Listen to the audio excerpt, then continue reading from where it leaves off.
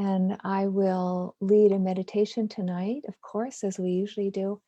And then, first of all, we can, and then offer a talk, as Andrea was saying, and we'll have some time for sharing. And so I'll lead a meditation tonight. It will just help us to rest into the practices that we know are supportive in this time, practices that will help us settle and steady and find a refuge in the midst of things. And we'll begin with our refuges, remembering that we have these refuges of the practice.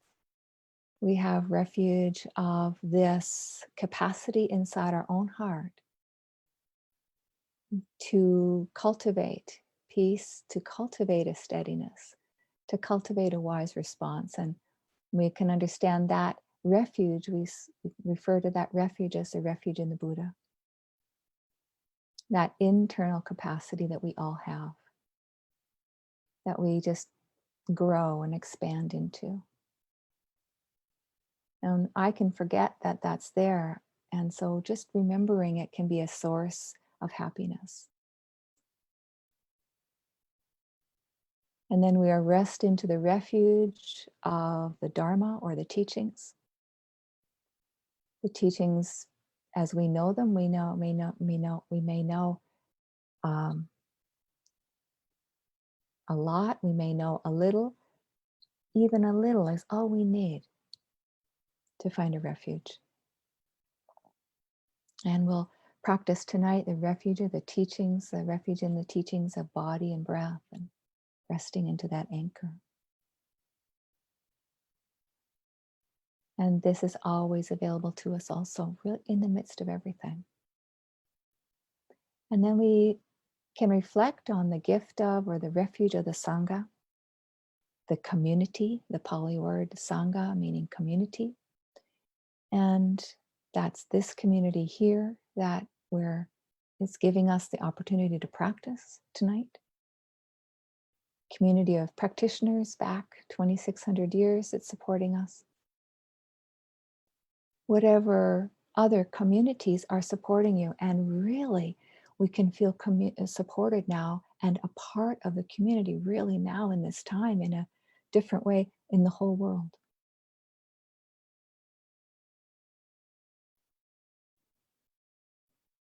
This whole worldwide community that we are taking part in this time, and taking part with in this time. We can bring in or remember the community that we are included in, the part of Treaty 6. All the indigenous communities that have been here traditionally and that we join with as a part of Treaty 6. And the community of nature that's supporting us with every breath.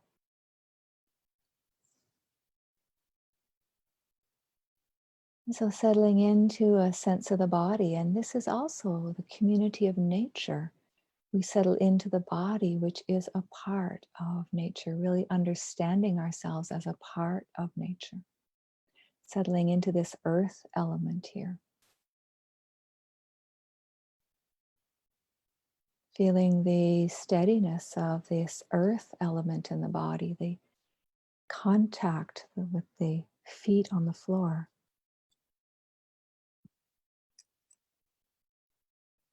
The contact, the solidity of the hips and on the chair.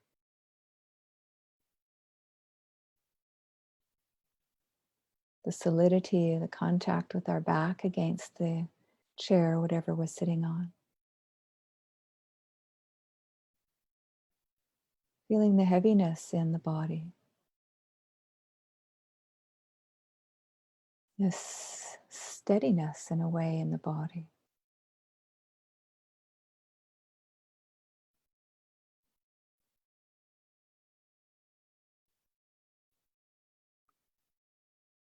Letting just the sense of this whole body sitting supported by the chair,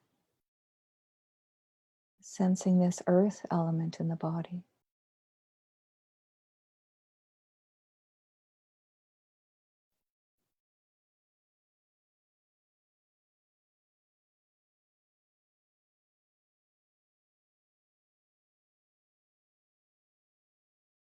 Thich Nhat Hanh has a beautiful way of bringing an image to this.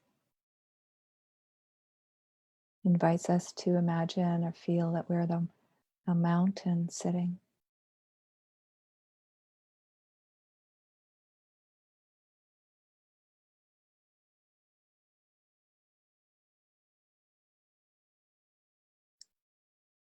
On the inhale, we can just whisper into ourselves mountain as we inhale.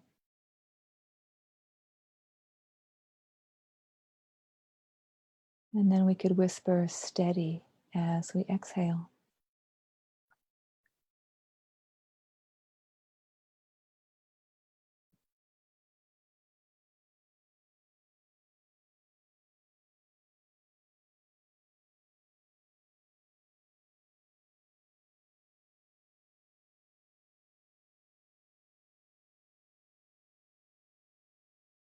And sensing also in the mountain the breath as it expands and moves this mountain body.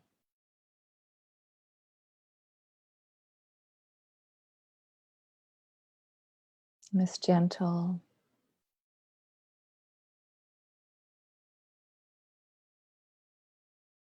breath that comes in expands the lungs. We can sense this gentle movement within the steadiness.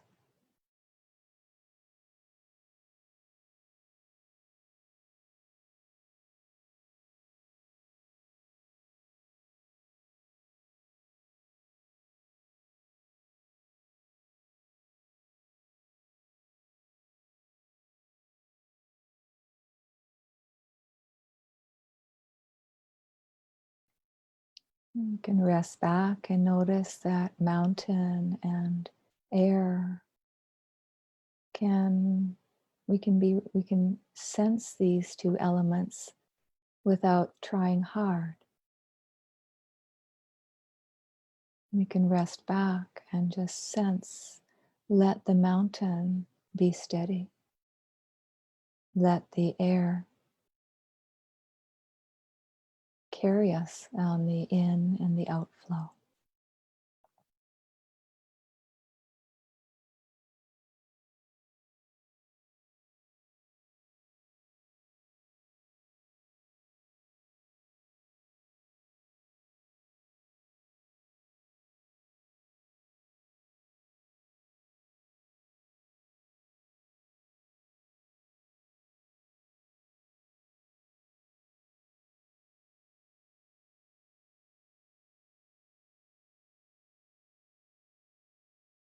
And the mind will also carry the attention to thoughts and thinking, and it will come back also easily, also on its own. No effort required. And when the mind comes back from thinking, we can gently settle back into the mountain. Sensations of heaviness, steadiness, and the air gently lifting and settling us up with the in-breath and the out-breath.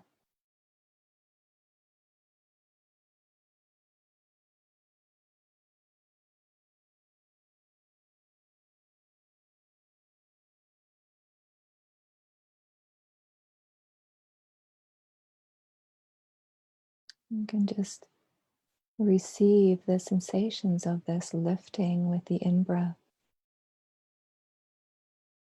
and this settling with the out-breath.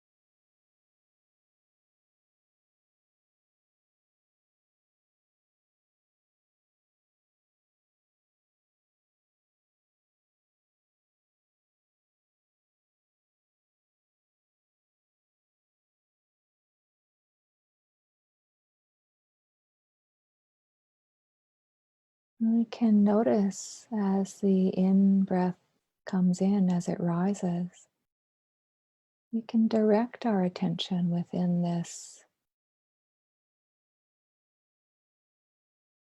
earth body and this breath.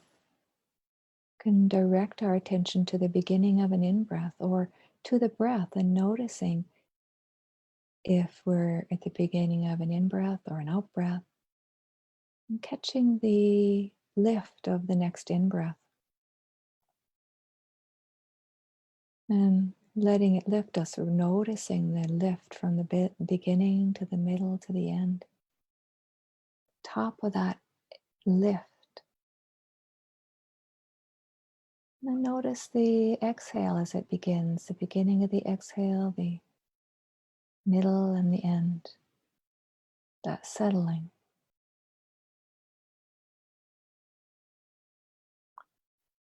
And then sensing what happens in the body sensations after the out breath. Is there a sense what's happening in the body there?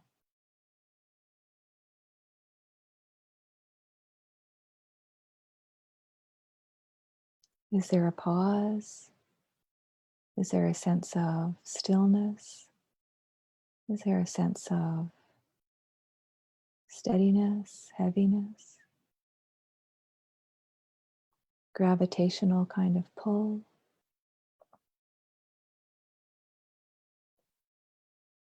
And then we can notice the in-breath rising again easily by itself.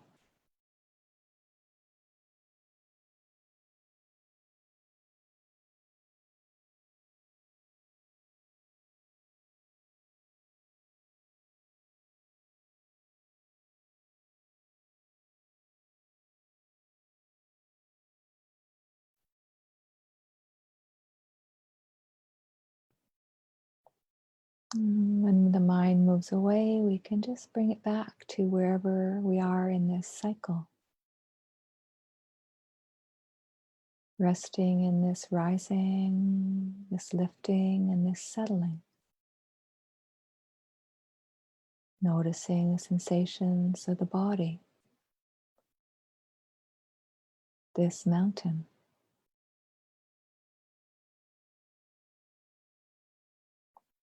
And then noticing the sensations of the breath, this air, as it lifts and settles.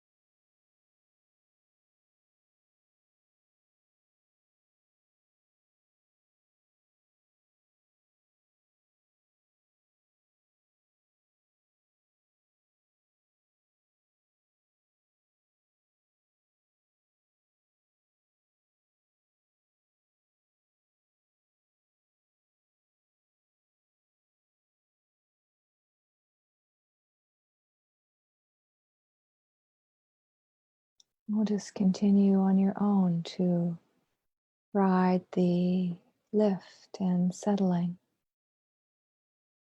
to rest in this lift and settling.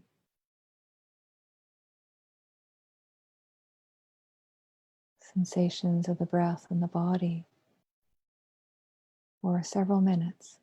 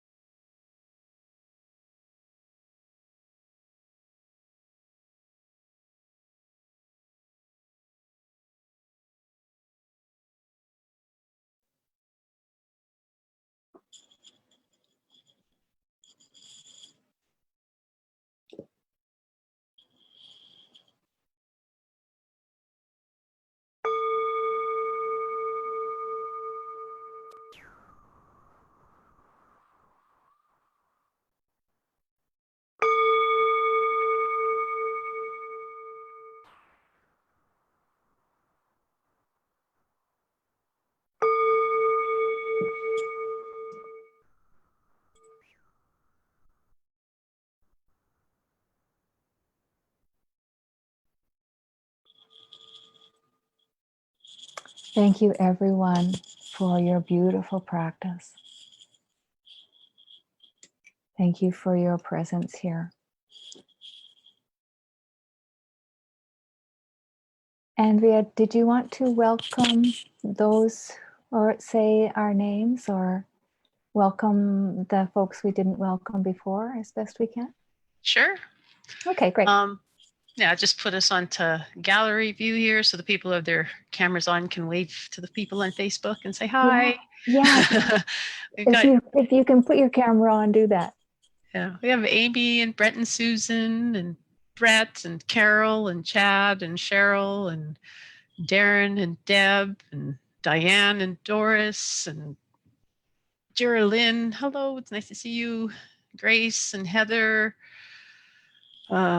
Dolores, Diane, Janice, Jeff and Catherine and Leanne, Lorna, Mars, MJ, Myra, Ozin, Pam, Rob and Bob and Carol, Rod, Sheila, Sue, Susan and Neil, Teresa, Bill, and on Facebook I saw greetings from Amy and Myrtle. So thank you everyone for joining us. Beautiful. Thank you so much. And just letting that all in, and the fact that we're together here.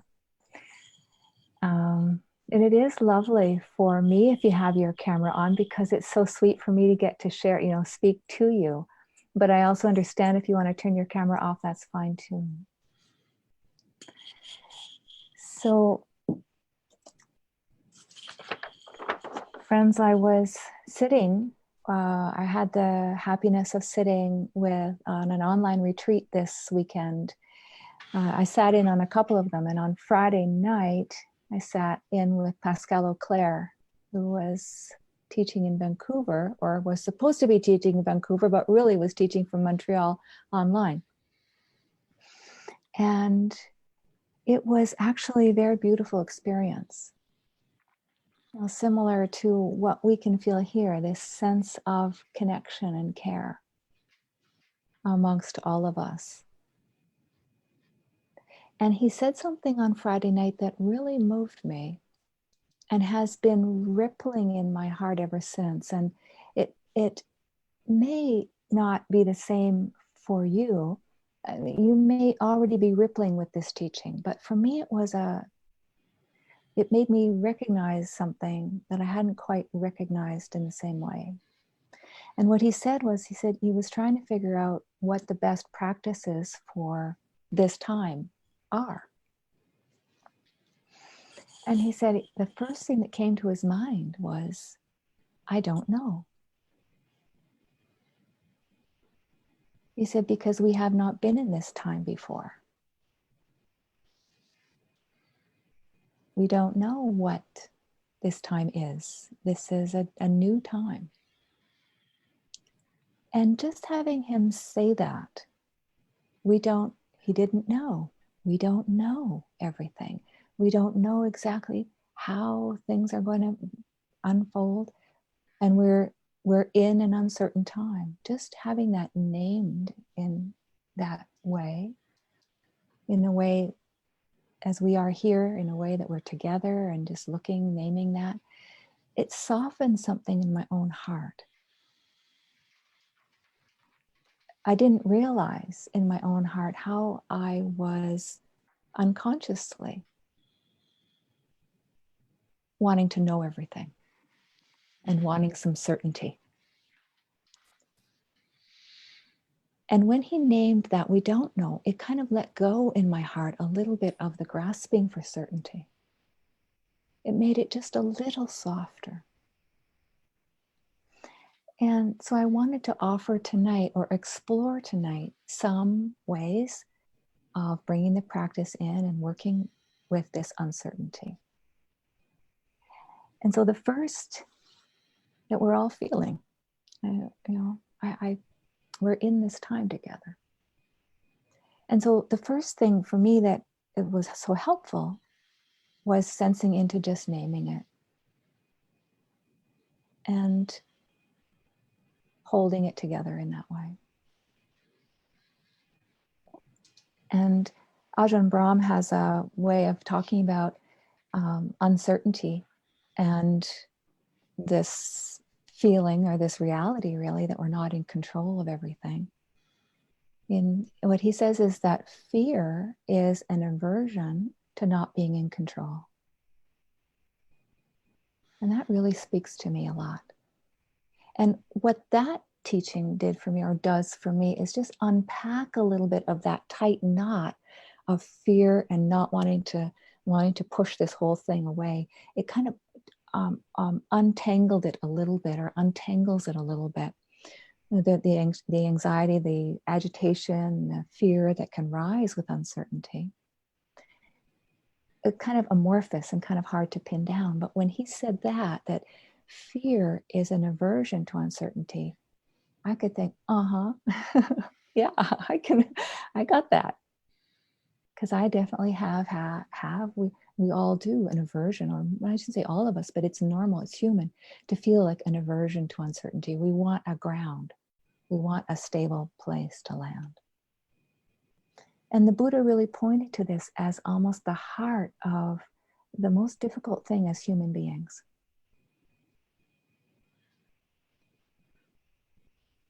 That we would like to have a ground, some certainty in an uncertain world. And really this uncertainty, this change, this consistent change and not knowing what will happen next is a part of the human condition all the time. But we're just looking at it very clearly right now. And so being able to name it together, one practice, being able to tease it apart a little bit and understand the root of it, that is this aversion to uncertainty. So we're looking at that aversion to uncertainty, and can we soften around that a little bit? Those are the first two practices that really are profound practices. And then I like the third practice that I have been practicing with is the of course practice. So of course I would feel agitated. Of course we would feel some anxiousness rising. Of course we would feel some agitation, fear. Of course we'll feel concern.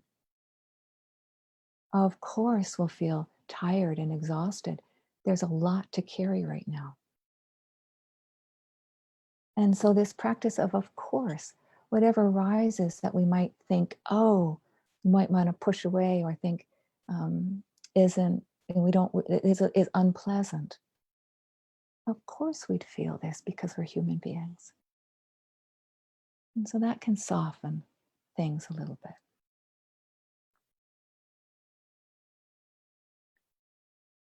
Help soften that kind of judgment we can have on ourselves, or that pushing we can have on ourselves too.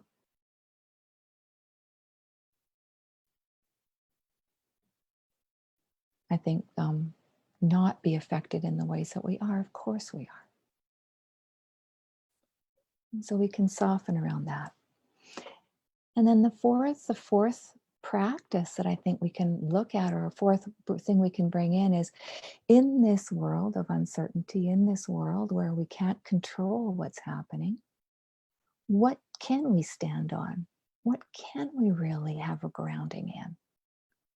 And what the Buddha invites us to feel into is that we can have some kind of ground in our response to what happens. In our response to this moment, this state of the world at this moment, we can have influence there. When we can have influence on our response. And this last week, a friend said to me, she was kind of contemplating this whole affair, and she said, I had this understanding, this realization. I don't need to know what's going to happen. I don't need to know what's going to happen in the next moment. What I can take care of is this moment. And as I take care of this moment, that will co-create the next moment. So in a way, we have this opportunity to co-create the next moment. Maybe many parts is what's happening here. What's happening in the world. And then our response joins with that in a co-creation of the next moment. So in a way, we can co-create the future, co-create the moment, influence the next moment with our response. And so the Buddha talked about two kinds of response. And these are both based in seeing in our own experience without any judgment what is helpful and what is not helpful. So what is helpful, what kind of can calm or ease, bring steadiness and stability, and what is not helpful in that direction, what might stir things up, feed or fuel the patterns of anxiousness, anxiety, fear. And so these two streams, the first stream is avoiding. And so we come to know what we need to avoid in order to support steadiness in our mind. And when we avoid something, it's really important to avoid it with a wholesome intention. So we could avoid things like, a big one I've heard from many people this week is avoiding certain saturation with news. And so of course, we need to know enough from the news to know how to keep ourselves and others safe. But I've been hearing from a lot of people that they've been noticing that if they listen to more than a certain amount of news, then the stories of anxiety start to swirl and we get tight and panicking. And so if we avoid that out of hating the news and hating what's going on, we're going to fuel more aversion. But if we avoid the news out of an intention for care for ourselves, then we're cultivating care.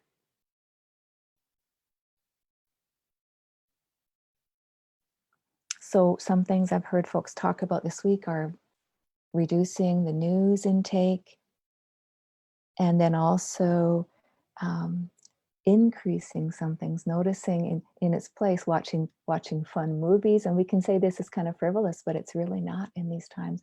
Watching fun movies or keeping something in a compartment, like keeping the difficult feelings in a little compartment. And often we think, oh, keeping things in a compartment, that's not very good. But we can recognize both those things, wanting to keep things in its own place, in a place where when we're ready for it, we can look at it, is very wholesome if it's done with care and intention and simply intention. If we do that out of default and reactivity unconsciously, we're fueling the aversion. If we put something aside out of care, we're fueling care. And watching fun movies or that kind of thing some people have shared with me, it kind of can get addictive and kind of get like, wow. But if we do that again with intention, rather than care, we're fueling an intentional pattern rather than a default pattern of reactivity. And so this can greatly support the mind and the heart. Then our lives become intentional. And that brings us into the understanding that we have choice. Even in the midst of this uncertainty, we have choice. We can feel like we're at the mercy of this, but we have choice. And so we can cultivate our choice or use our choice. We have every moment opportunity to do that. And we've done some grounding tonight in the meditation. We can ground always in the body and the breath. We can ground into what's been happening a lot, and we've been noticing a lot, is creative connection. And I don't know if, I'm sure everyone here will have an example of this that you've seen the last while. Lately, someone sent me I wonder who here has seen the happy birthday sung by 76 people? This woman in the States, she and her partner just moved into an apartment complex with a lot of apartments, and many of them, 76 of them, faced into a courtyard. And so the woman hand wrote 76 invitations to everyone in all of those apartments to sing happy birthday to her partner at a certain time on a certain day. And she slipped them all under everybody's doors. And then she said to her partner that she had a surprise for him, and she had him walk to this particular window and open the window up, and everybody in 76 apartments facing into this complex had their windows open, and they all sang happy birthday to him. It was amazing to see. It was quite a delight. And so in this world, how can we continue to be creative in the way that we connect and allow that connection to lead?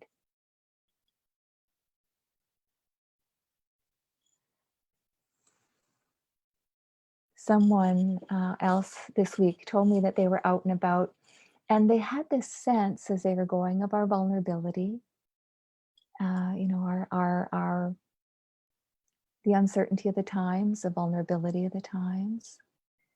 And she said that everywhere she went, she felt like, I see your daughter, Ozen, by the way. Hello. Hello to her. She said that this awareness of our vulnerability, our collective vulnerability, the collective uncertainty of the times, she said made her feel like everyone was kind of tuned into that a little bit, and everyone was being kinder because of that. And this is actually also a great teaching of the Buddha. He invites us to feel into our vulnerability actually every day, because it's actually here all the time. And that allow that to motivate our hearts to kindness.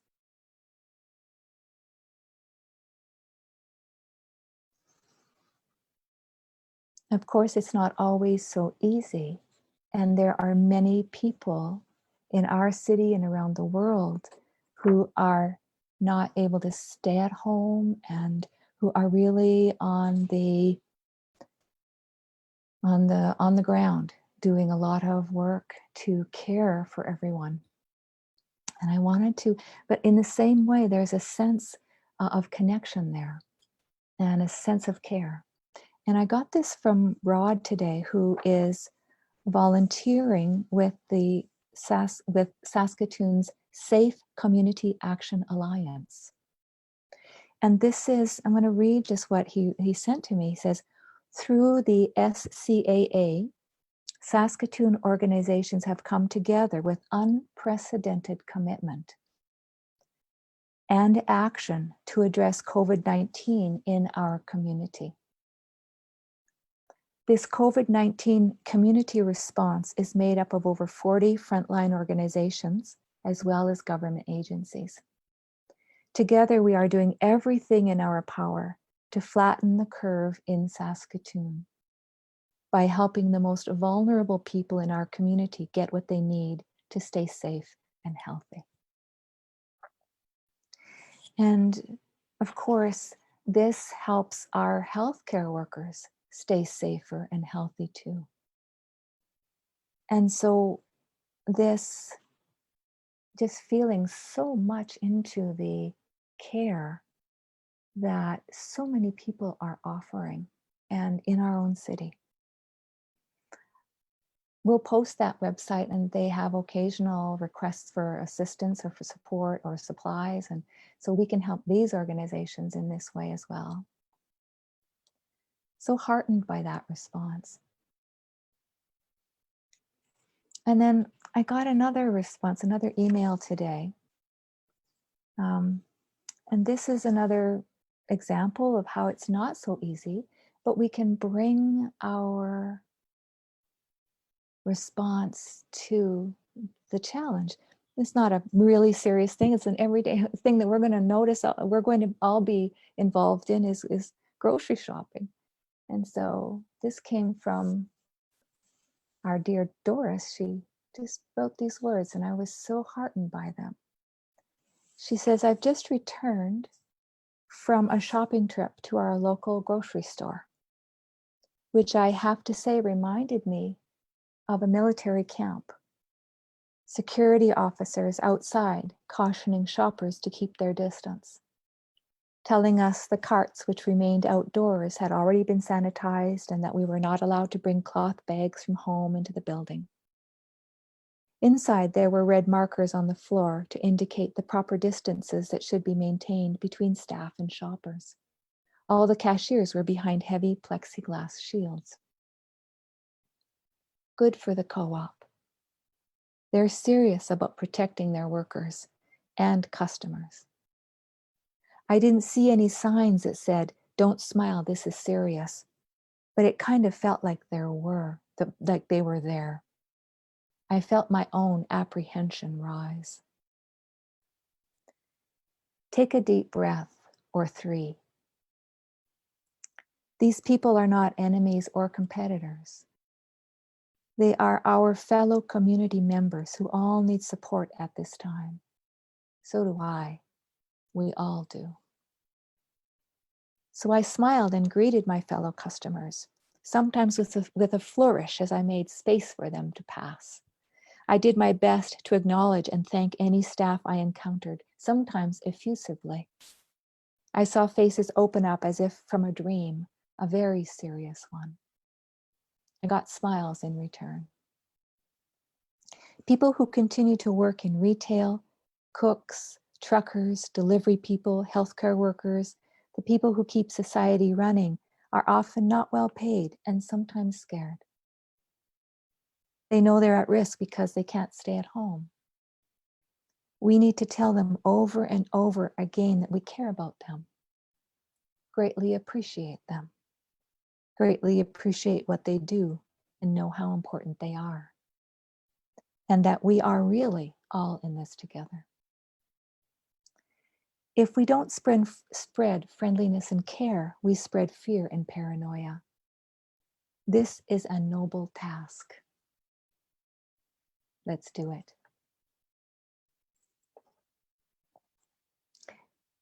And you know, the Buddha invites us into this noble task very directly. The teachings talk about how we can meet suffering, in fact, turn suffering into a noble experience. The Buddha talks about 2 kinds of suffering. The suffering that leads to more suffering, and the suffering that can lead to cultivation of wisdom and compassion. And we can respond to suffering in the way that spirals us down into more suffering. We know that way. I know that way. And we can respond to suffering in a way that can cultivate this wisdom and compassion. And that the Buddha calls noble suffering.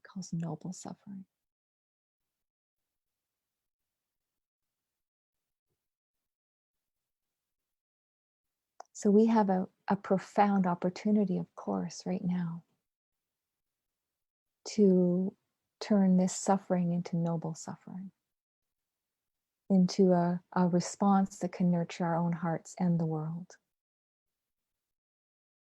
And as we do that, as we work with these teachings, our own heart can feel less constricted, can feel a little bit of steadiness, a little bit of stability, a little bit of balance. And as we do this, as we cultivate this, and in fact, maybe everybody can sense in right now, what is one practice that you know you can meet this with? What is one practice that you have already been cultivating? Because we've all been cultivating this. But to pay attention to it, bring our attention to it with intention is important. Have you been offering yourself self-compassion? Have you been steadying in the body and the breath? Have you been texting people to stay connected? What is it that you know as a way of meeting this suffering, this uncertainty with in a noble way? And in a way that can use this suffering as a doorway.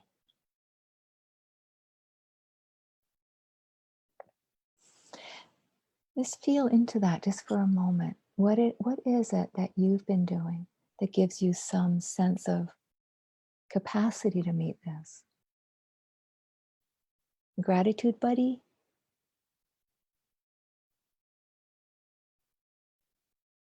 Interrupting the story and coming back and just, oh, I need that funny movie.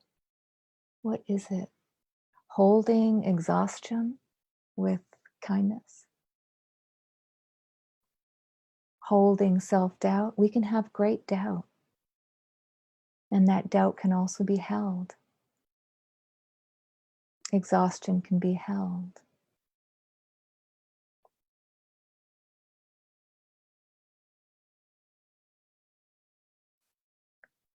And just sense into what it is that you know is your way of responding, connecting with someone, and just sense into that capacity in your own heart.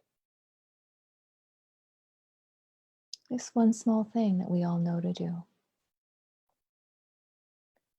And then take a look, and you might not, hand on the heart, we can all do that. Just feel into, and I'm going to ask you to look for something now that you may find, you may not, but this will be an inquiry you can carry with you. If you sense into a way that you can respond to this with care, with wisdom, with balance, with groundedness, is there also in that, is there any sense for you of a little tiny bit of confidence? A little tiny bit of confidence. Yes, I can meet this, at least in this way. I can meet this uncertainty, at least in this way.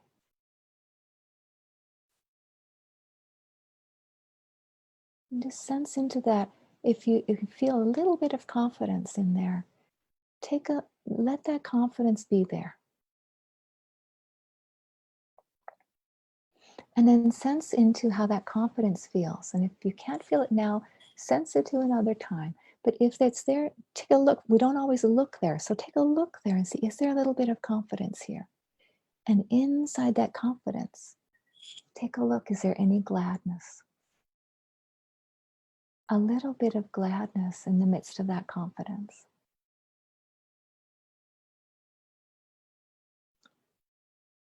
And in this way, we can find a little bit of ground, a little bit of steadiness right here in the midst of this uncertainty, a little gladness right here in the midst of this uncertainty. So I'm going to end with a poem, and then we'll open up for anyone with any thoughts, reflections on what you've seen and experienced. And so this is a poem by Anne Hillman, and it's called We Look with Uncertainty. And she says, we look with uncertainty beyond the old choices for clear-cut answers to a softer, more permeable aliveness, which is every moment at the brink of death. For something new is being born in us if we but let it. We stand at a new doorway, awaiting that which comes, daring to be human creatures, vulnerable to the beauty of existence, learning to love.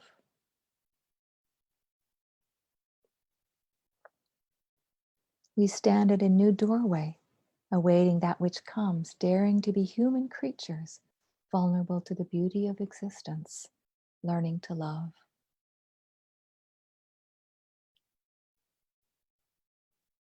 So let's just all feel into again the sense of community that we have here.